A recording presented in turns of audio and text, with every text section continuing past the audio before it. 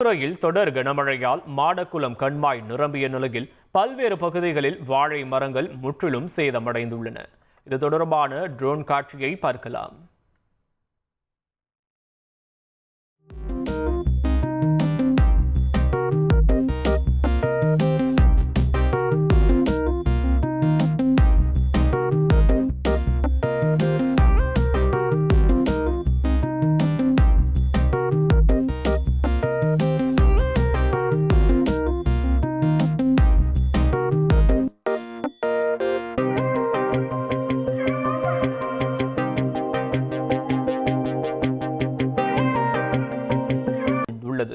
இதனால் பள்ளி திறப்பதற்கு முன்பாக அய்யனார் வடிகால் வாய்க்காலை போர்க்கால அடிப்படையில் தூர்வாரி நீரை வெளியேற்ற உடனடியாக நடவடிக்கை எடுக்க வேண்டும் என்று கோரிக்கை வைத்துள்ள விவசாயிகள் தங்களுக்கு நிவாரணம் வழங்க வேண்டும் என்றும் அரசிடம் கேட்டுக் கொண்டுள்ளனர்.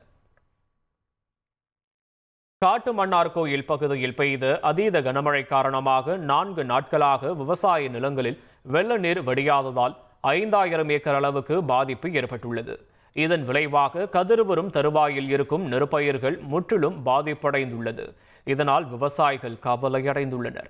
அரசு உடனடியாக கணக்கீடு செய்து உரிய நிவாரணம் வழங்க வேண்டும் என கோரிக்கை விடுத்துள்ளனர்.